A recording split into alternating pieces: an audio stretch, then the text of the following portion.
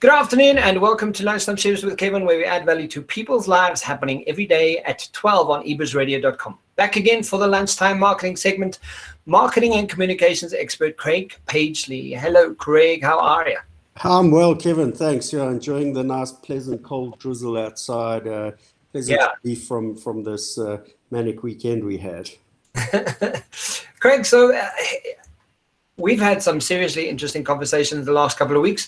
Don't you want to sort of give us a bit of a recap on some of the information that we've been sharing?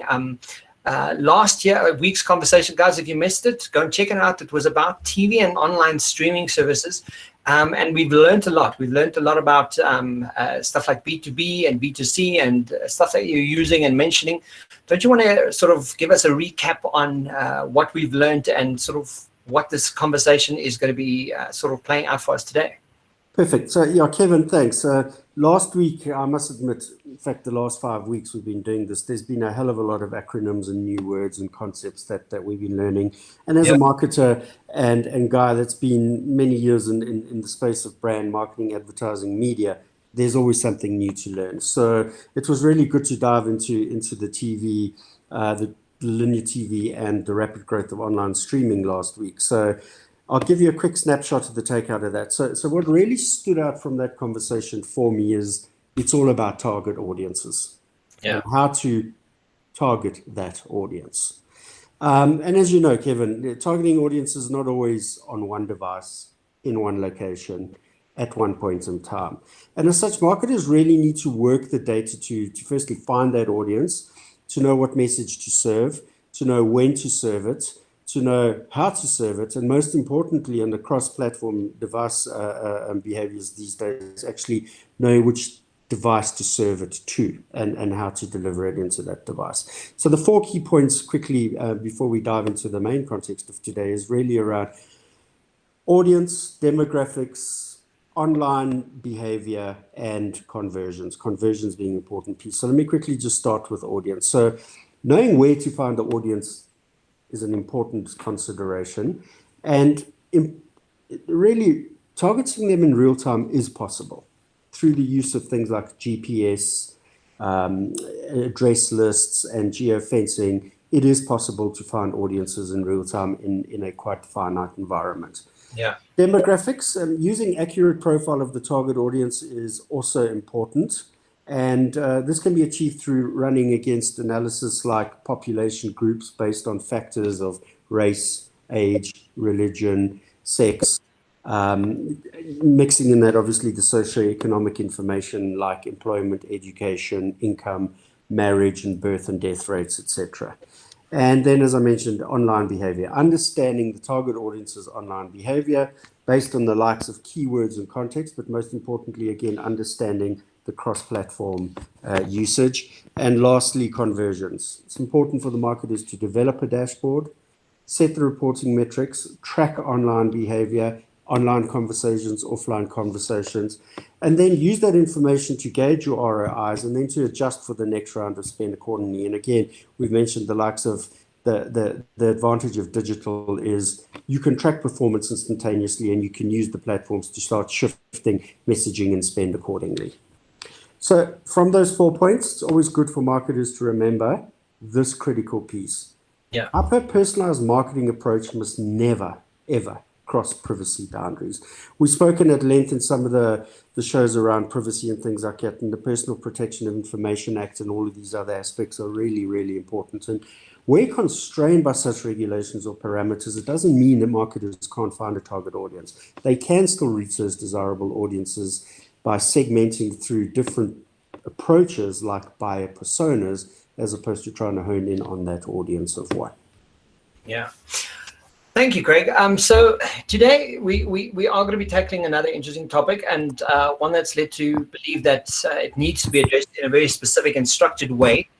What can you tell us about the world of B2B marketing? Because when you kind of say the world to be, it's like it is a complete world, right? Well, yeah, if you just consider the fact, before I even get into the definition and the opening quote here, is that B2B is everything to do with businesses talking to businesses to procure and sell products. And obviously B2C is everything to do with businesses and brands talking to consumers. So you can see fundamentally there is a very big difference, okay?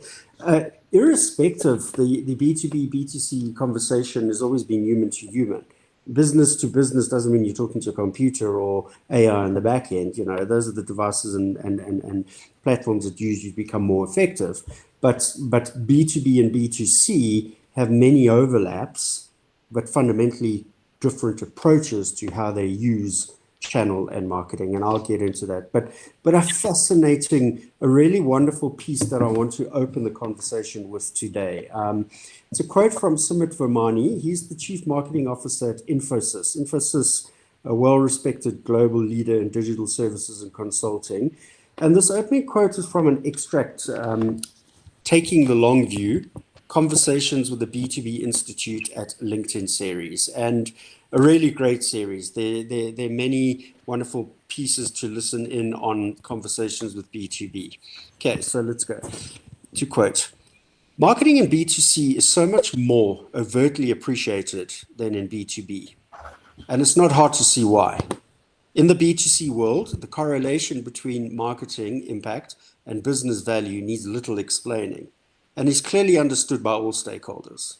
As a contrast, traditionally, marketing in B2B has focused excessively on being promotional and communications arm of the business, and not necessarily the function driving value from a holistic marketing for the business. We also have metrics to measure near-term impact on business. This tracks the journey of marketing qualified leads becoming sales acceptable leads, all the way up to sales pipeline and revenue. So if we want to position marketing as a strategic function for the CEO and CFO, then we must talk the language that they understand. Now, these are two lengthy but important paragraphs, Kevin, and they resonate with me around one simple fact, and that if marketing was centered around the brand only, there'd be no way to create value that drives the organization. And interestingly, we picked up on this in one of the points, the 4 key points around strategy development when we referenced the textbook marketing to the consumer. Yeah. So this point also ties in directly with the statement that I often reference when talking around B2B, and that is the statement around marketing is the sales enabler. So without marketing, there is no sales. But if it's just around brand, there isn't marketing to drive those sales. Yeah. So great concepts, Craig, being addressed here. But can you sort of set up some context for us what B2B marketing is and how it differs from B2C marketing? Yeah, it's such a big difference. Okay, Kevin, yeah, as I mentioned, for many folk listening, scholars out there as well, they think it's the same thing. And as I said, inherently, it really has a lot of similarity, particularly because it utilizes the same channels in many instances. But let me give you a quick snapshot here. So the two forms of marketing can be very easily described as follows. B2B, which is known as business-to-business marketing, focuses on a logical, process-driven purchase decision. It's also relevant to niche markets. And the number one priority for B2B marketing is lead generation. B2C, known as business to consumer marketing, focuses on the emotional driven purchase decision. It is relevant to much larger scale mass markets, and the number one priority for B2C marketing is brand awareness. So you can see the subtle nuances in some instances, but the quite blatant, obvious differences in other instances. So with that in mind, I found a really great comparison on wordstream.com blog entitled B2B versus B2C marketing. 5 differences every marketer needs to know. This was published in February 2020 by their guest author, and the differences are clearly described as follows. So the 5 constructs of the thinking there is around relationships, branding, decision-making process, audience targeting, and terminology. So in relationship development, B2B businesses focus on building long-term personal relationships, especially during the buying cycle. Whereas B2C audiences, or at least businesses, I should say, are focused on driving short-term value at an efficient rate. So quicker turnaround, higher volumes, etc. In branding, B2B businesses are focused on lead generation rather than building a solid brand. However, I just want to caveat in there that if there isn't a solid brand, the lead generation is not going to work in those instances, and I'll cite another example shortly. Yeah. However, B2C businesses want to increase brand recognition in order to sell products. So on the topic of branding, I again also always reference this, that a brand can instantaneously be derailed by a single statement, negative statement in the marketplace. However, an interesting point here is that 72% of B2B buyers, Kevin, believe that negative reviews give further depth and insight into a product. So, you know, the blogs and sites that are sharing recommendations and validations and commentary are important places to source information to begin your review and conversation with brands. Because isn't any marketing good marketing, Craig? Yeah, that's a very, very, very open-ended question. I think there's a finite point where you get to some diminishing returns as well. So, yeah, exactly. Yeah. So in the decision-making process, B2B buyers are planned and logical and involve large communities and committees purchase decision-making. Usually, Kevin, because of the large capital investments and often the tenure with which that decision has to live.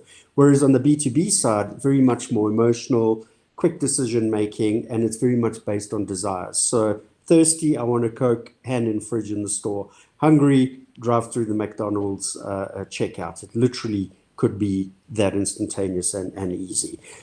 In audience targeting, B2B businesses market to a group consisting of multiple decision makers and managers. Again, referencing the previous point, when you're looking at big ticket items and things like that, and understanding that there could be software purchases that are actually running organizations, there's a lot of decision making and sign off required in that instances. Whereas on a B2C, it's direct to the end user, stimulate in the queue at the till point, hand in the fridge again, grab a Coca-Cola. Yeah. In terms of terminology, B2B businesses utilize industry terminology to connect with potential business partners. Obviously, all product and service brochureware and commentary there really needs to talk to the language around solving a business problem, a solution to enable you to deliver better value, etc., etc. Whereas on B2C, they utilize the voice of potential customers, which is very much a simpler language. Open happiness, Coca-Cola.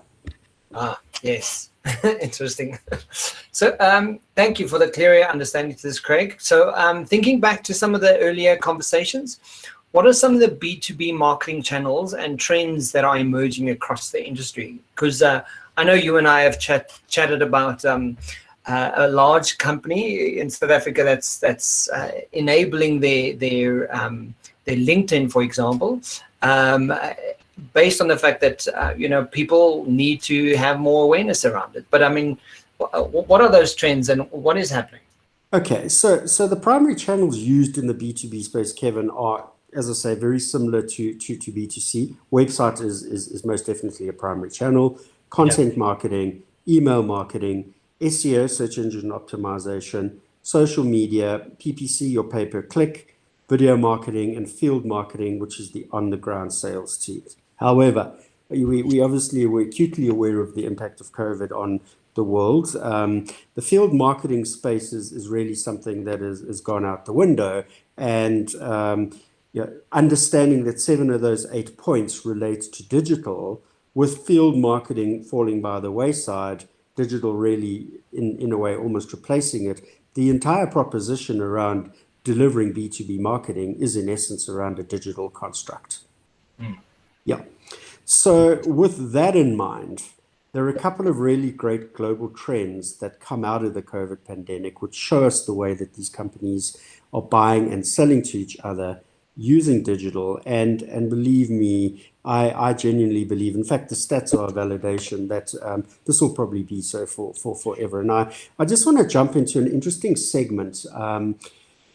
The entire world of business has really spent an inordinate amount of money around trade shows, exhibitions, conferences, and incentives and things like that. And what I picked up on is that running up to 2019, the value of that industry in the USA alone was $15.58 billion US dollars. Wow. Okay.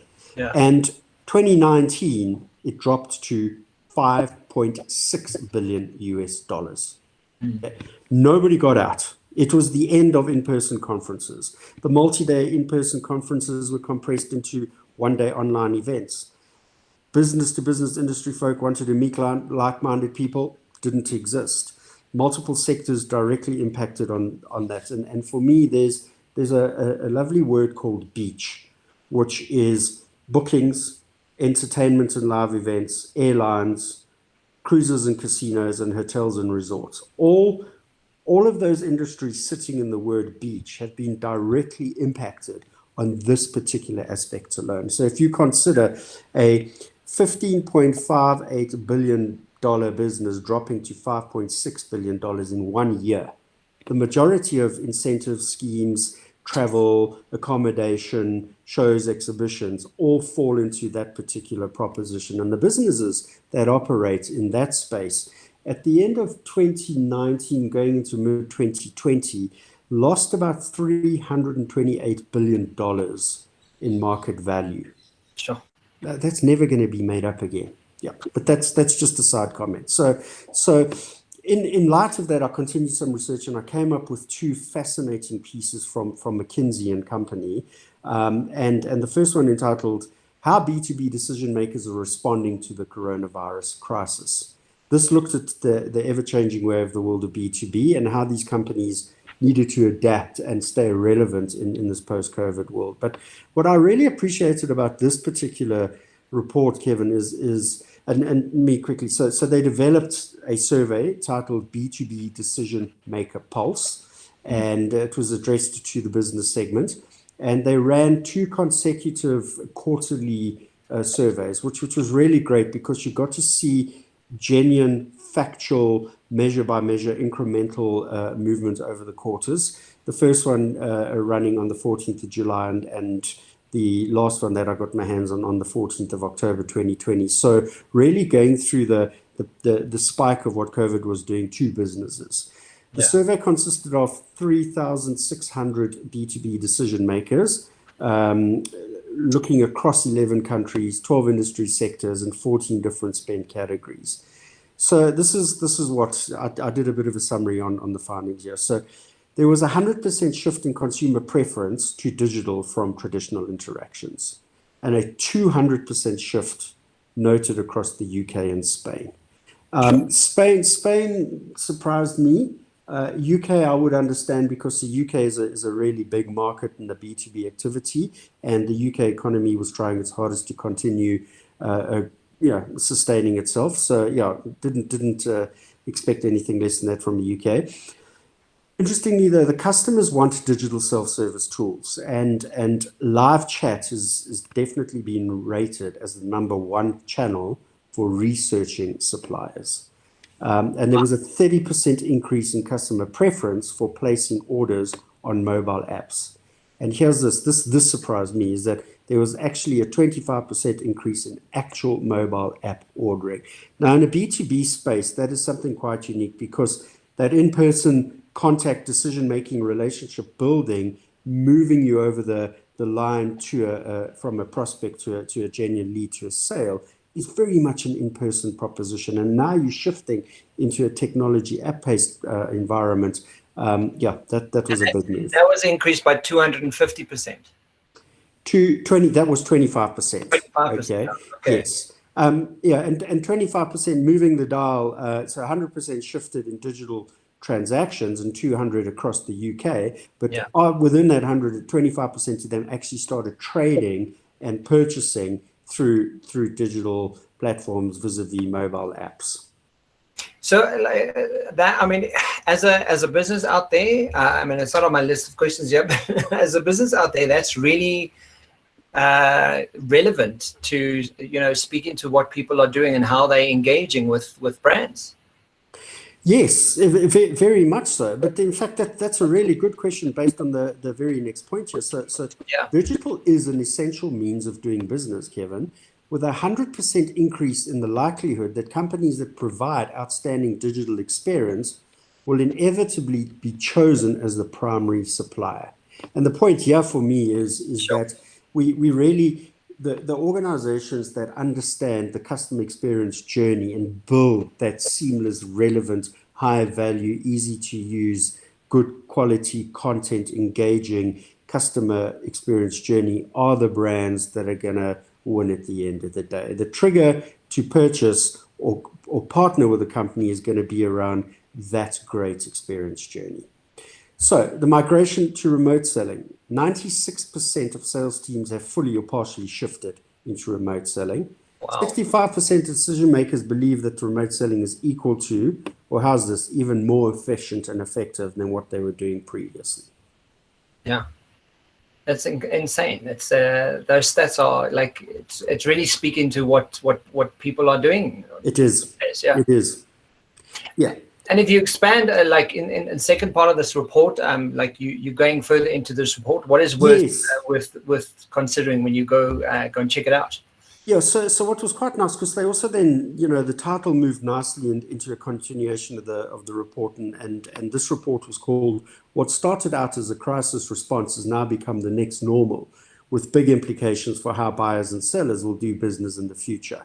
And yeah, it's definitely, again, some beautiful stats, that validate it. So yeah, in excess of 75% of buyers and sellers say they prefer digital self-service and remote human engagement over the face-to-face interactions. sure. Buyers, yeah, I was quite alarmed at that. Yes. Are we all going to just have to clone ourselves and go to the beach and leave our, personas in front of the screen making the decisions on our behalf? It's a strange kind of world we live in, right? Because you're kind of going, I've just come off a conversation now where people are going, it's so up in the air, where people are going, no, I actually like the fact that I don't have to be in the room with my colleague just to have a meeting. Like I like that I can just be at my house and make this decision and be working when I want to. And yet, a lot of old type of application on how we do business is still, people are still trying to apply old ways of thinking. And yet, if you look at stats like these, you really have to start going, okay, so what does that mean? And how we actually want to engage with brands, how we want to show up, where we want to be. I want to have it in the palm of my hand. I want to make decisions right here, and it needs to be quick, easy, and effective. And if it's not, I'm going to find the next brand that is. That's correct. I think there's an interesting thought that's just sprung to mind. Is the whole revisiting around the proposition of an avatar, because in a world where you're creating this disconnect from human to human in so many instances, what does the avatar represent to buyers and sellers in the world of B2B? The critical thing here is that we can't lose the human touch, and you know this based on the other areas of your expertise and shows that you run, Kevin, is that what are we doing to the human race during this period by creating these layers of separation and filters and visual connection through masks and speaking through masks and losing proper eye-to-eye contact and emotional and seeing smiles or grimaces in a meeting across a table, because there's a lot to be said in understanding body language and those things, in reading your room, reading your audience, understanding where the opportunities are going for you, for your brand, for your relationship, for that matter. And I just wonder where, as a society, we're going to be. We know what digital's done already to a large degree in moving, the dial on disassociation at a personal level in so many instances. What is COVID actually going to do? And the adoption of these new business practices in the digital world can be quite intriguing to do a study in 3 to 5 years to see how mankind has changed in his relationship with his peers at a personal level and his relationship with his peers and colleagues at a business level. But yeah, that's for another conversation. Yeah, I know. And it's a big conversation, right? Because you're kind of going, well, there's so much effect that this one moment, this 1 year has had on the entire planet. Yep.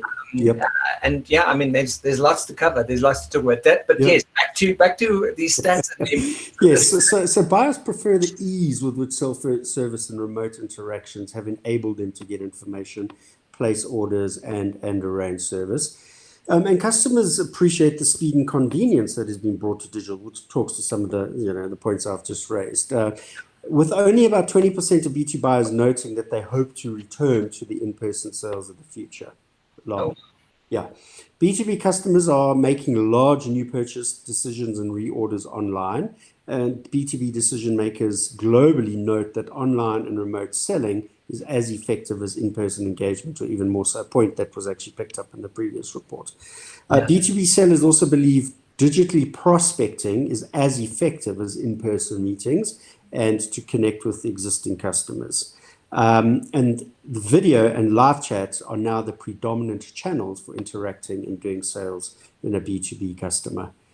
Yeah. E-commerce and video conferencing now account for 43% of all B2B revenue, Kevin, more than any other channel.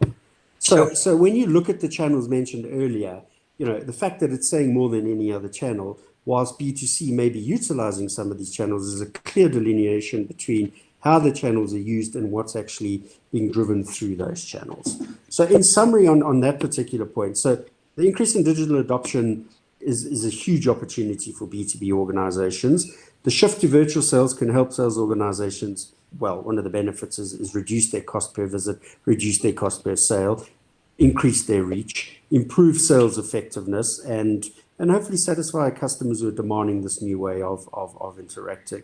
And with productivity in mind, 36% of buyers say that they have improved efficiency and productivity and that's most important to their business. 33% of the buyers have found cost savings utilizing technology, and 31% of the buyers stated that improving innovation, 30% of the buyers deliver better value and marketing. Yeah, that's amazing. And I love the fact that, there's actual stats that have looked at this, because it really supports a lot of what I'm doing and training and speaking about the whole time.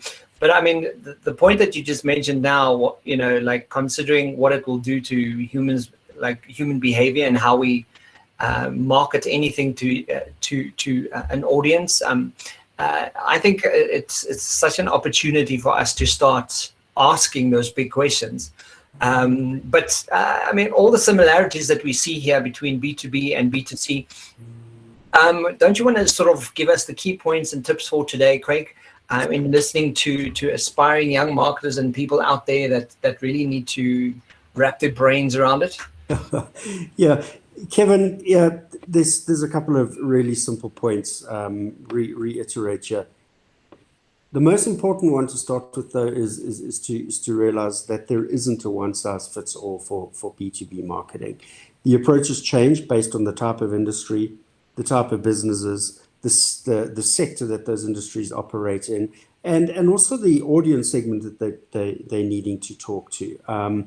So yeah, one size fits all does not operate, or at least work for the B2B environment, and customization really needs to come to play there. So in the B2B world, some customers are in the market to make multi-million rand or dollar acquisitions, like machinery, equipment, technology, etc.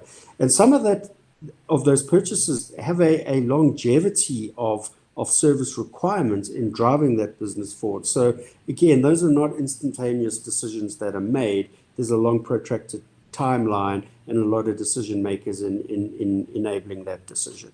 The purchase decision is protracted, it's complex, and in many instances spans over multiple touch points. And that again plays to the point that the customer experience journey really has to be at its best in this environment. The more touch points you have, the tougher it is to create that seamless, universal, smooth journey. But the guys who get that right, as I mentioned earlier, are going to be the winners in this space. The sales experience, therefore, needs to deliver a different approach to that of procurement manager just looking for a durable range of pens. So, yeah, is that the guy who's buying online and mobile apps? Maybe. There's a catalog, there's a price point, you buy by volume, you get it delivered, it's easy to purchase in mobile. You're making a decision to acquire software to run your business, you're probably not going to do that by mobile. That said, though, you've got to be prepared for all instances in this regard. And then B2B marketers really need to make the user journey as seamless as possible, as I mentioned, at each stage of the sales funnel. Sales funnel broken, from a prospect to a lead to a conversion. Each of those has got a very finite set of steps in its journey, and to ensure that as you get closer, you don't drop off, that you keep the lock-in and drive that experience right through to the end. And I think most importantly, as a closing point on that, B2B marketers need to be seen as a trusted partner.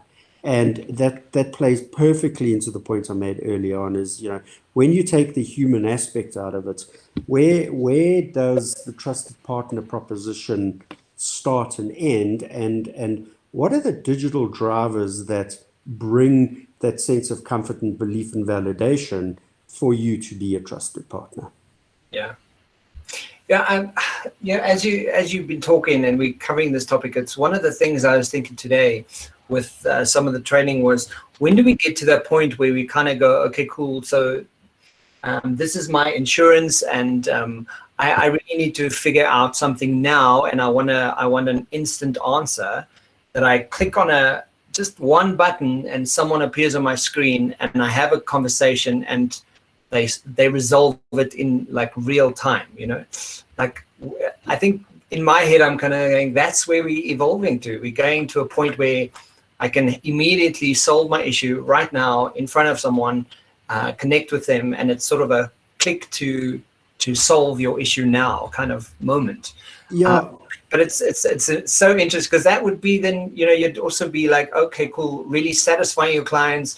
You're taking it up a notch. You're really getting to really personalize, trust that brand to that degree. There's so many options with it, but like the great thing, Kevin, the great thing is the digital world is bringing some of that to life already, obviously through the likes of bots and things like that. But for me, I've tested the bots platform in many brands as often as I could, but sometimes I just want to talk to a human being, somebody who can understand and interpret a question on the basis of which the question is asked, not an algorithm that is spewing out a prepackaged answer because the bot is so new that they don't have enough depth of analytics on the back end.